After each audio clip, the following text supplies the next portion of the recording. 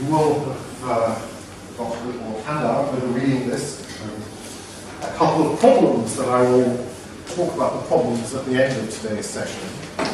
The reading list is simply, I don't expect you to do any reading just to attend these lectures, but I put some readings in case anyone wants to read about some of the things I talk about in these 4 hours of lectures.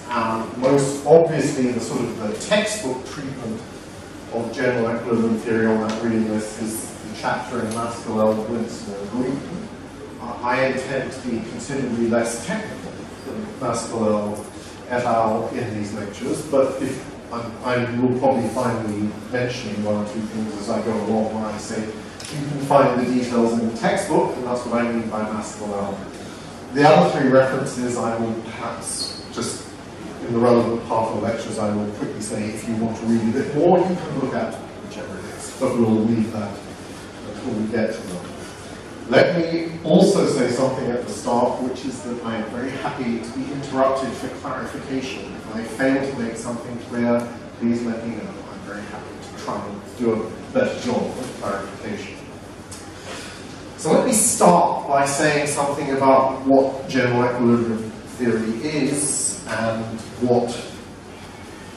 why perhaps it's worth having a little bit of knowledge of general equilibrium theory. I think the subject of general equilibrium theory broadly is simply the analysis of the entire economy without aggregating anything. So, in general equilibrium theory, we don't aggregate across consumers. We have in our model all consumers appear in the analysis at some point. Similarly, we don't aggregate across producers, across firms. Each firm appears in the analysis.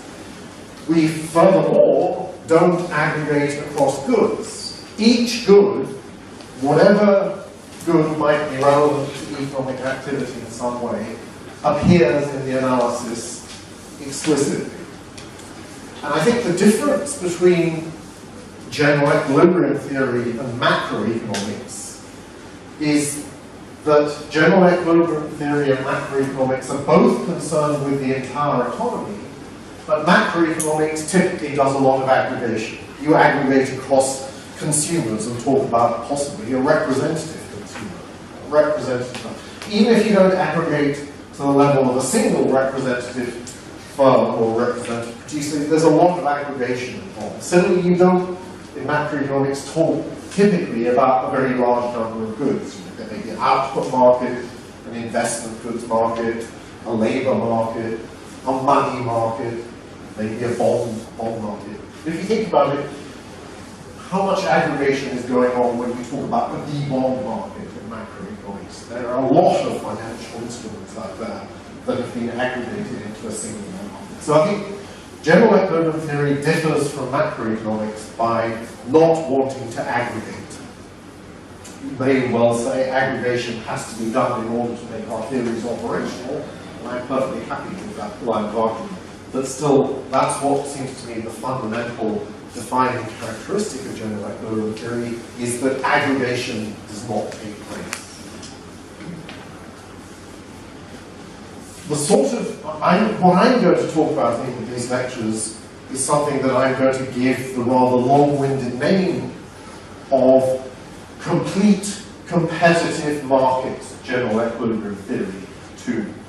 So that mouthful, complete competitive markets general equilibrium theory, I like simply because if you look at the textbooks, you often find general equilibrium theory defined with reference to the name or names of some economists. And it's often not entirely clear what one means by that. So much, you're not going to find the term complete competitive markets general equilibrium theory in any textbook. That's my term. But it's not because I take a delight in being difficult that I've invented my own term. It's because I want to be clear about what I'm talking about. when you see in the textbooks the term Walrasian equilibrium, which you certainly do, or sometimes you see the term Arrow-de-Breuer equilibrium, the drawback to me is that if you don't already know what that is, being told that this is the form of general equilibrium theory that we're analysing doesn't enlighten you. Why should you know exactly what Walras had in his mind when he was talking about general equilibrium theory? I'm not trying to say that they were necessarily any different from what I'm calling complete competitive markets general equilibrium theory. I'm just saying I prefer to be precise about the term that the sort of general equilibrium theory I'm doing. So, this form of general equilibrium theory in which all producers and consumers behave perfectly competitively, that is to say they take prices as given and assume they can't influence prices in any way, and the complete markets aspect of it, by which is meant every good that is relevant to economic activity is traded in a competitive market. This form of general equilibrium theory was extremely popular and formed a large component of the graduate economics training of in economics and of students in the 1950s, 60s, and 70s. But since the 1970s, general equilibrium theory has become increasingly less popular, so that you don't see very many articles, in fact hardly any articles are published about it these days. And it's a much smaller component of someone's graduate training in economics than it used to be 40 years ago. One reason for that is that 40 years ago, game theory was in its infancy, at least as far as economic applications are concerned. So game theory has developed so much in the last 40 years that it's squeezed out general equilibrium theory, and that's perfectly reasonable. I think that's absolutely justifiable. Another reason why general equilibrium theory has rather diminished in popularity is that it's turned out to be incredibly difficult to go beyond the complete competitive markets form of general equilibrium theory. What we would like to do, of course, is to have a general equilibrium, a general equilibrium theory in which at least some agents are imperfect competitors, that they can influence prices. We also would like to have such a theory in which we don't assume that there's a competitive market for every good. Some goods simply are not traded on markets. We would like to have, therefore, an incomplete markets version of general equilibrium theory, as well as an imperfect competition version of general equilibrium theory. Sorry about the croak. That doing that and moving general equilibrium theory in the direction of greater realism has proved to be extremely difficult.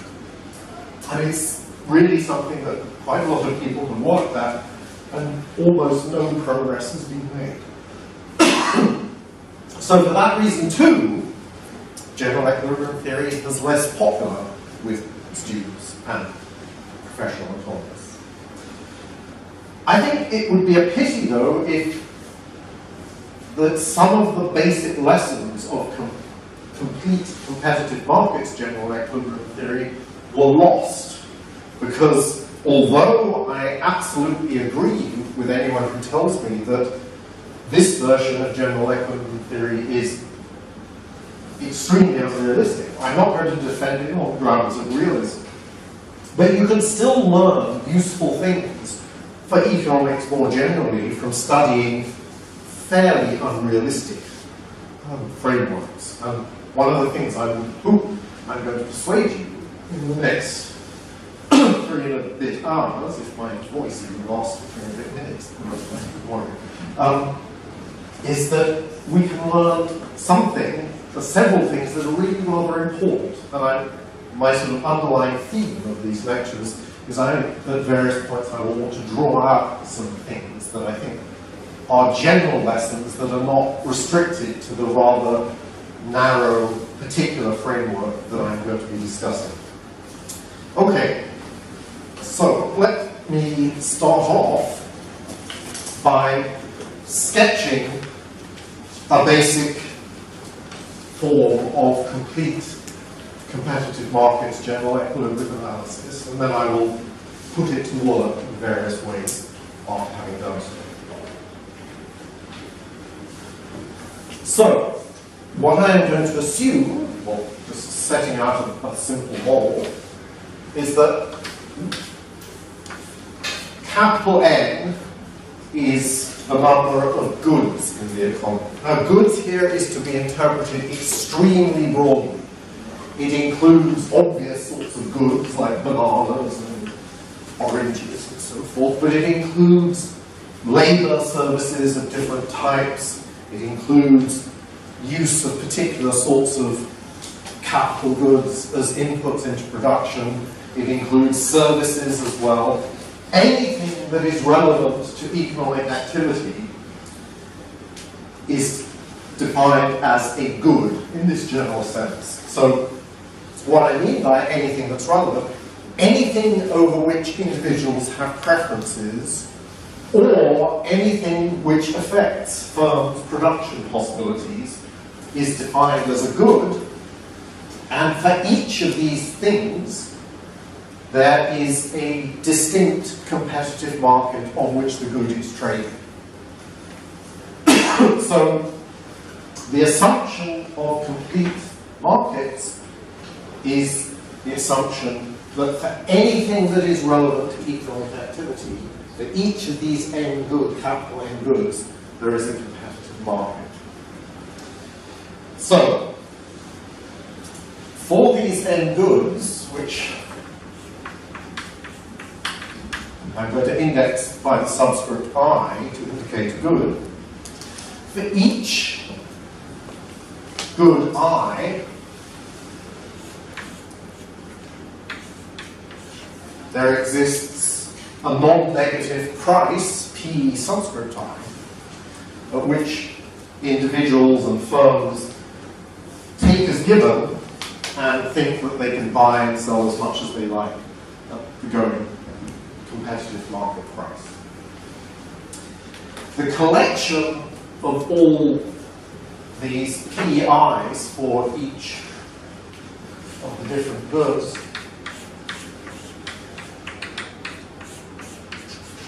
I'm going to write as a vector of prices. So this is most of what I'm going to do with vectors is just notational simplicity. So there are very few, hardly any mathematical operations involving vectors are going to take place in these vectors. So this is just a notational shorthand for the most part. So we have a price vector P, the elements of which are all the competitive market prices for the different goods in the economy. Notice that the prices are not taken to be positive in advance. We are allowing for the possibility that prices of some goods might be zero. So we're trying to be as general as possible by saying, it is, how do we know in advance of observing economic activity that the price of cockroaches is necessarily going to be positive in equilibrium? It might not be. I don't know quite who is going to do the cockroach and for what purpose, but my point is that not every good is necessary, can we be sure, is going to have a positive price in equilibrium. So we want to allow for that. So, let's look at the production side of the economy next. So we take capital F as the number of firms, and we're going to index firm by subscript little f. So we have a number of firms in the economy, and each firm behaves competitively, and its objective is to choose some production plan that maximizes the profits it can obtain at some given set of prices. What is the production plan? Well, for a given firm F,